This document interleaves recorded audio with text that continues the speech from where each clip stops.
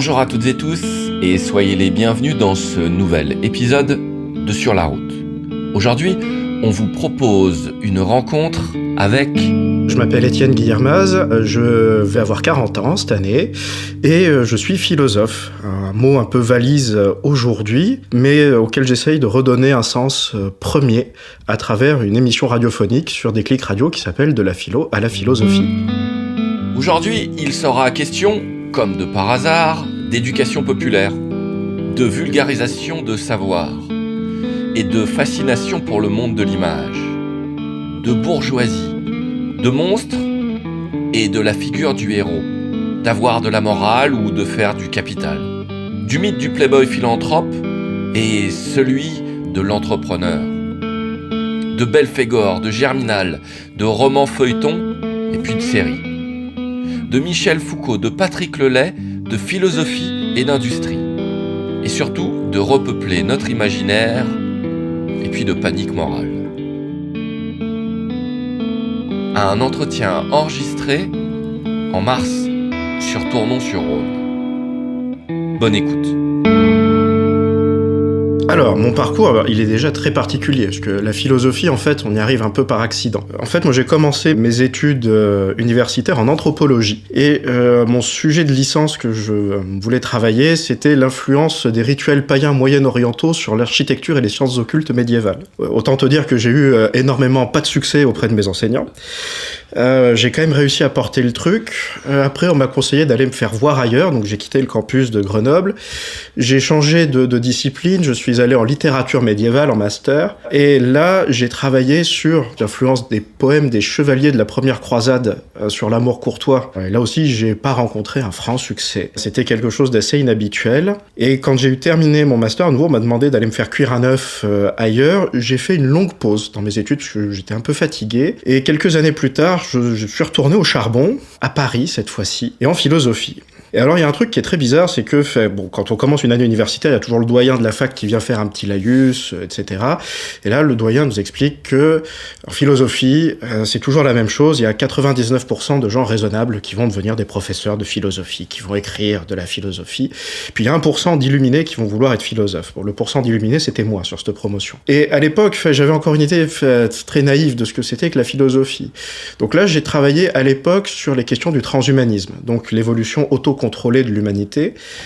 Donc pareil, j'ai explosé en vol. Là, j'ai fait un burn-out, j'ai tout plaqué.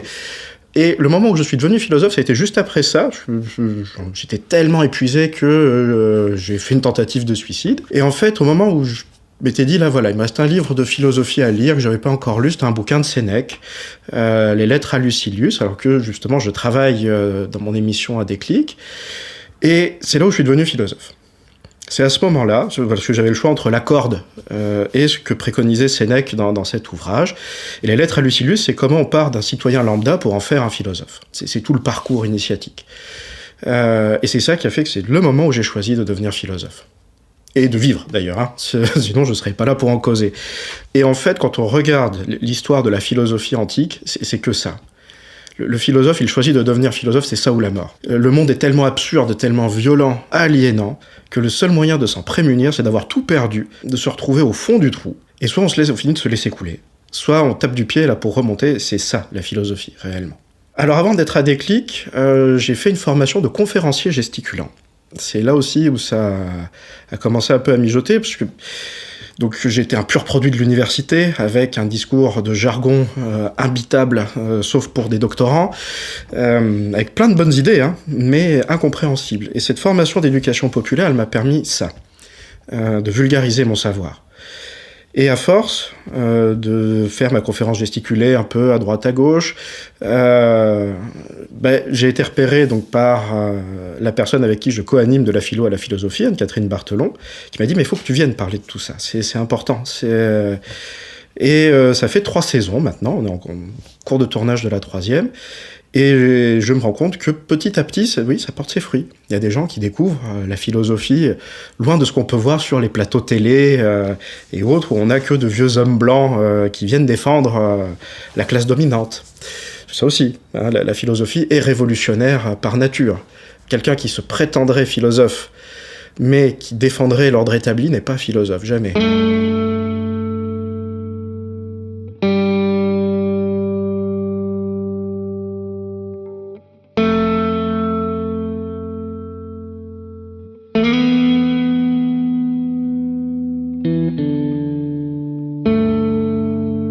de la philo à la philosophie. Ça, c'est devenu ma trademark, pour reprendre un mot de la perfide Albion. Mais c'est très important parce que ça, c'est quelque chose qui m'a toujours un peu troublé. C'est quand on va en cours, on va en philo. Mais philo quoi ? Philosophie, philologie, on va en géographie, géobiologie, et ainsi de suite. On va en maths, d'accord, mais les mathématiques, il y a des mots complets. Et si on garde que la première syllabe, ça ne veut plus forcément dire la même chose. Pour moi, c'était important de remettre aussi au cœur la philosophie, le mot en entier. C'est ce que ça veut dire. Le but de cette émission, de la philo à la philosophie, c'est de reprendre en fait ce que fait Sénèque. C'est-à-dire, on part d'un citoyen lambda qui va écouter l'émission, et on va en faire un philosophe, on va lui donner les clés. Et alors c'est ce que je dis dans l'épisode, on va dire prologue, l'épisode 0, c'est que c'est pas le chemin à suivre, c'est un chemin. En philosophie, des chemins, il y en a plein. C'est une multitude de possibilités qui s'ouvrent. Là, ce que je donne aux personnes qui écoutent l'émission, c'est le chemin proposé par Sénèque. Mais après, il y a des tas de solutions. Ça peut être Épicure, ça peut être Platon, ça peut être Aristote, ça peut être Diogène le Cynique. On a des tas de modèles. Il y a des ouvrages que je cite régulièrement dans l'émission, comme l'ouvrage contemporain de Pierre Hadot, qui était un professeur de philosophie exceptionnel, qui s'intitule « Qu'est-ce que la philosophie antique ?», qui est un ouvrage très très accessible sur les grandes écoles de philosophie de l'Antiquité. Et ça, alors je peux l'assurer, il y a un avant et un après la lecture de ce livre. C'est formateur. Et ça donne un angle de vue sur les choses, et sur la philosophie, vraiment radical. Et même, je recommande surtout la lecture de ce livre aux gens qui n'ont pas aimé la philo au lycée. Et qui ont trouvé que c'était incompréhensible, inaccessible, parce que c'est le cas. Le programme de philosophie au lycée, c'est 11 thèmes sur 3000 ans d'histoire humaine qu'on fait en 8 mois. Quand on va en faculté de philosophie, on le fait en 3 ans de licence. Et déjà, c'est trop court. Enfin, on ne peut pas. À mon sens, si je pouvais refaire tout le programme de l'éducation nationale, on ne ferait que la République de Platon, mais pendant 8 mois, on le poncerait à fond. Parce que je préfère qu'on ne maîtrise que cet ouvrage qui est quand même une pierre angulaire de la philosophie, et encore en grattant la surface en 8 mois, mais correctement pour l'appliquer après dans la citoyenneté.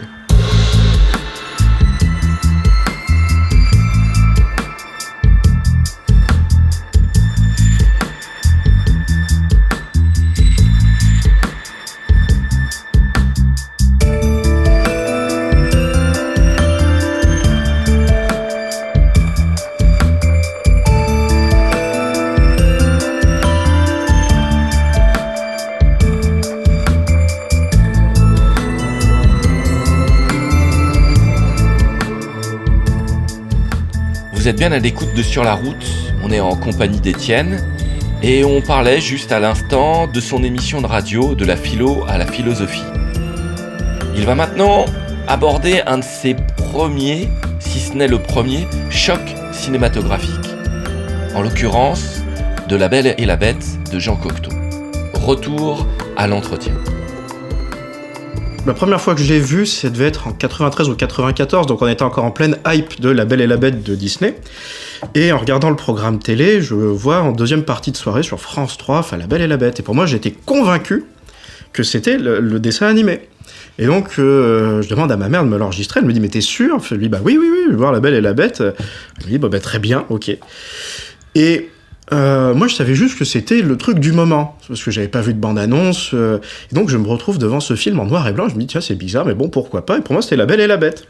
Et quand j'en discutais avec mes copains et mes copines à l'école, clairement, on n'avait pas vu la même chose. Mais tu sais, avec la certitude que peuvent avoir les enfants, tu vois, on peut tordre de l'acier sur la certitude d'un enfant.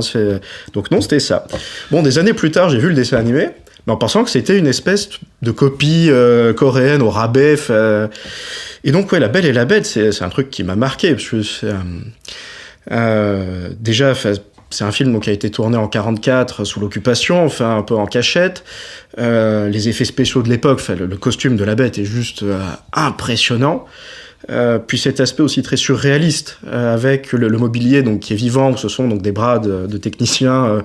C'est flippant quand même, cette version de La Belle et la Bête. Mais c'est tout aussi sur un aspect qui, je trouve, n'y a pas dans le conte original, ni dans la version donc, de Disney, c'est l'aspect de l'avarice. du fils, donc du marchand, qui avec son meilleur ami dilapide la fortune du père au jeu d'argent, et donc se retrouve à vouloir non pas tuer la bête pour sauver Belle, ça c'est complètement secondaire, mais c'est de piller le trésor de la bête pour rembourser leur dette de jeu. Au final, ils vont louper leur coup, puisque la salle au trésor est piégée. Mais ça, c'est quelque chose qui, je trouve, est intéressant. Alors après, j'ai pas lu l'adaptation littéraire, le texte, d'origine de cette version du conte. Alors est-ce que c'est aussi dedans ? Ça, je sais pas. Mais ce qui est marrant, c'est que quand ils entrent dans la salle au trésor qui est piégée, donc c'est le meilleur ami qui rentre en premier, et le piège se déclenche, et au moment où la bête redevient humaine, lui se transforme en bête. Et qu'au final, la soif de l'or fait de nous peut-être des monstres solitaires vivant dans des demeures certes gigantesques, mais seuls. Qu'il faut réapprendre notre humanité loin de tout ce qui est pécunier. Matériel, pécunier, ouais. Oui, mais après, c'est quelque chose qui traverse toutes les histoires, tous les contes. On peut citer Midas, bien évidemment. Et il y a une autre mythologie grecque. Alors là, dans le nom du personnage m'échappe, mais pareil, c'est un roi du Nil qui est obsédé par la richesse. Et il est maudit par la déesse Artémis, je crois, parce qu'il coupe un bois sacré. Et il est condamné à une faim insatiable. Donc il dévore tout ce qu'il trouve et il finit par se dévorer lui-même. Et cette autophagie, c'est ce qui se passe aujourd'hui dans notre monde, où on détruit ce qu'on appelle les limites planétaires. Il y en a 8, on a détruit la 6e il n'y a pas longtemps, et on ne pourra jamais le réparer. Mais on continue à se dévorer nous-mêmes aussi. C'est ce que je disais tantôt là, sur les questions d'exploitation de la classe populaire par la classe dominante. On est corvéable. On est des ressources. Là, les fringues que je porte, c'est du kiabi, c'est fait à l'autre bout du monde, certainement par des enfants. Donc j'ai du sang de partout, mais je ne le vois pas, donc ça va. Puis il y a ce discours aussi du mérite. Nous, on a gagné, donc on mérite. Eux, ils ont perdu, donc ils méritent. Sauf que la vie n'est pas une partie de Monopoly. On peut reparler vite fait de l'histoire du Monopoly, qui était quand même un jeu créé par une femme à la base pour démontrer les méfaits du capital, de la propriété privée, ça s'appelait Landlords à l'époque, et c'est racheté par les frères Parker pour une bouchée de pain, ils l'ont jamais cité, ils l'ont jamais payé ses droits d'auteur, parce que c'était une femme. Lundi prochain, je suis en conférence là au bar associatif Le Point Commun pour parler des femmes oubliées de la philosophie antique. Et pourquoi on les a oubliées. Et c'est pareil, que la gente féminine nous adresse encore la parole à nous les hommes, depuis ce qu'on leur fait ils sont quand même bien sympas. Je suis pas sûr que j'aurais autant de clémence à leur place.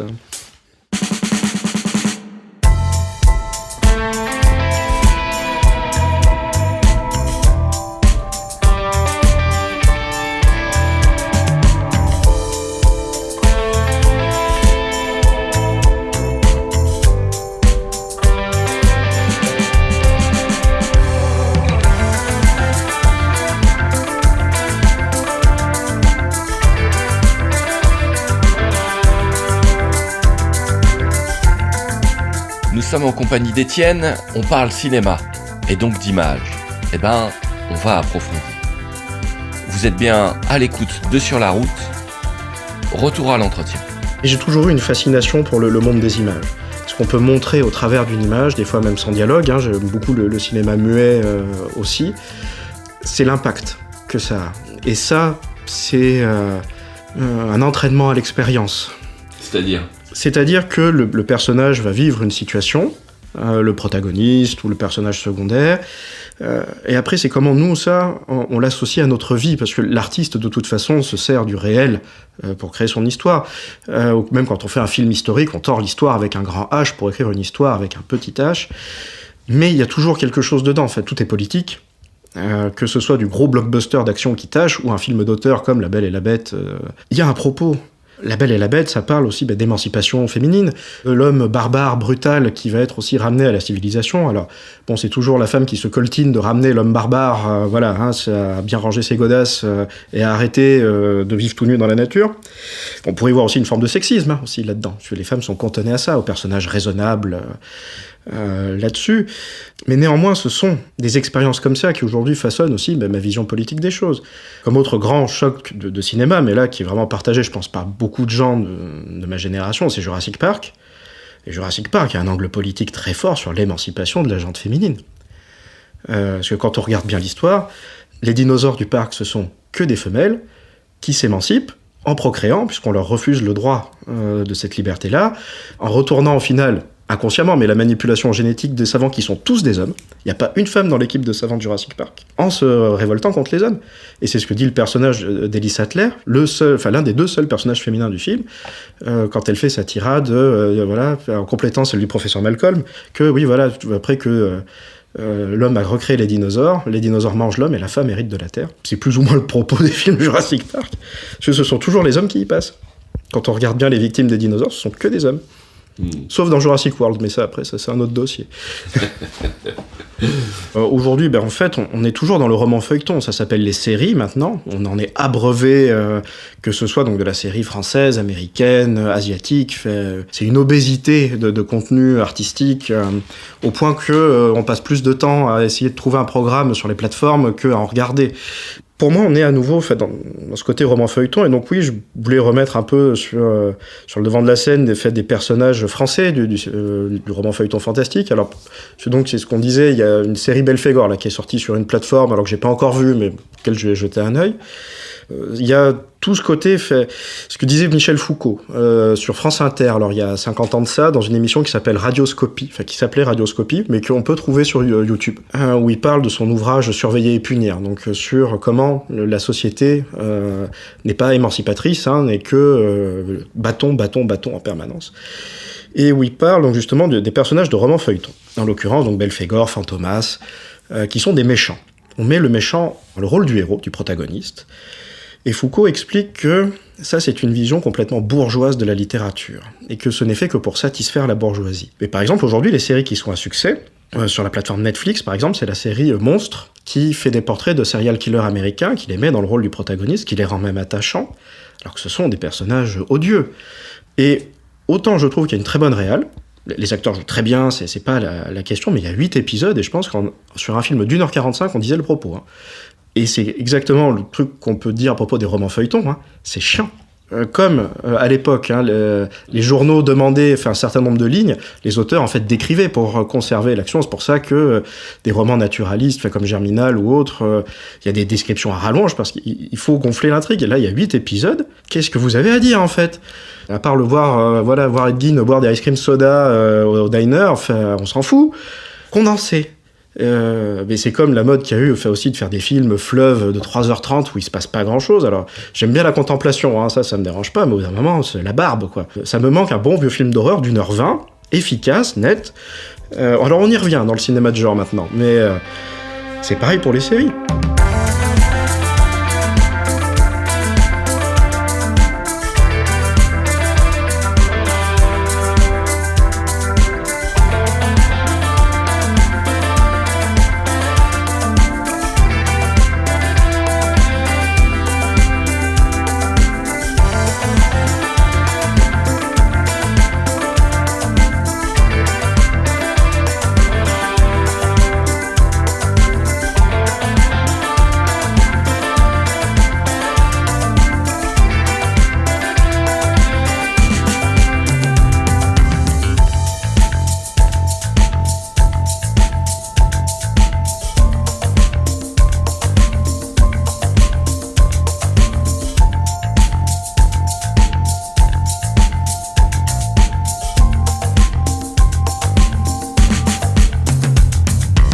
L'émission touche à sa fin, on a tout juste le temps de retrouver une dernière fois Étienne, où on parlera pêle-mêle de Superman, de punk rock et de Patrice Lelay. Vous êtes bien à l'écoute de Sur la route, retour à l'entretien. On l'a oublié, mais le cinéma, pendant très longtemps, ça a dépendu du ministère de l'Industrie. C'est passé à la culture que depuis peu de temps.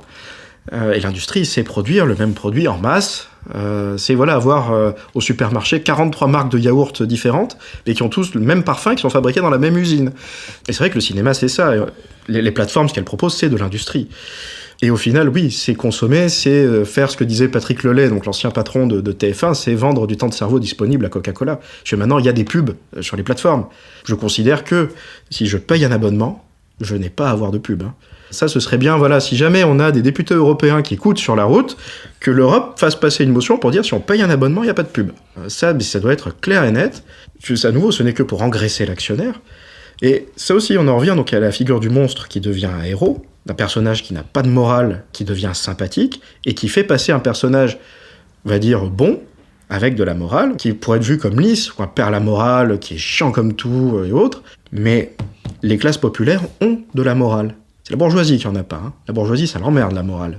Ça empêche de faire du capital. Pour aller sur du cinéma populaire, le dernier film Superman de James Gunn, à un moment, Clark Kent a un échange avec Lois Lane, et Clark Kent dit « Mais en fait, moi, je suis punk. » Et Lois Lane lui dit « Bah non, t'es l'antithèse du punk. Non, je suis désolé. » Il lui dit « Si, parce qu'aujourd'hui, être gentil, être sympa, ça, c'est être punk. C'est être dans la contre-culture. » Et ce film Superman, il a été très très mal reçu.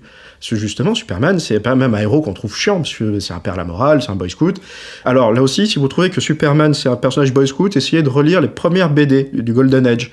Parce que Superman, là, c'est un anticapitaliste qui va massacrer du patron. C'est pas la même.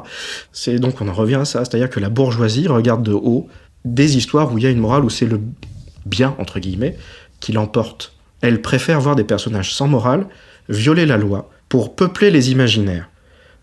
C'est ça qui est important dans les arts, on peuple les imaginaires. Et là, pareil, je vous renvoie, auditrices et auditeurs, à une conférence de Gilles Deleuze qui s'appelle « Qu'est-ce que l'acte de création ?», qui se trouve sur YouTube aussi, où Gilles Deleuze parle justement d'art. Qu'est-ce que c'est que créer en art ? Et le peuplement des imaginaires, c'est quand on est habitué à voir dans nos séries, dans nos films, des personnages qui violent la loi, qui tout seuls changent le monde.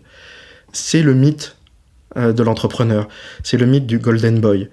Et aujourd'hui, dans la bande dessinée, on en est conscient. Par exemple, chez DC, donc la société qui produit Batman, Superman, etc., il y a tout un arc qui s'appelle Absolute.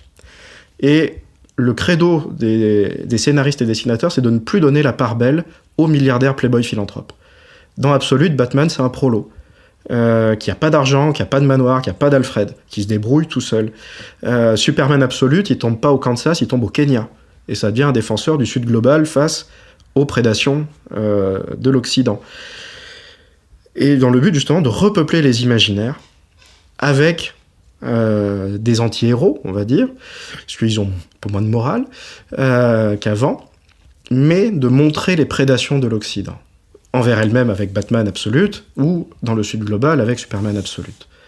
Et c'est ça aussi qui est en train de changer. La bourgeoisie est en train de perdre son ascendant sur la création. D'où aussi les terreurs du wokisme, du complot LGBTQI+, les paniques morales que l'extrême droite crée très régulièrement. Il y a un très bon film d'ailleurs français justement de genre qui s'appelle Le Pacte des loups de Christophe Gans qui ne parle que de ça. Le Pacte des loups, c'est sur la bête du Gévaudan. Alors le film a 20 ans, donc je me permets de révéler un peu le film, mais à la fin ce n'est qu'un complot des nobles qui n'en peuvent plus de voir les philosophes des Lumières imposer des idées nouvelles, de trucs plus égalitaires, etc., où ils perdent leur pouvoir.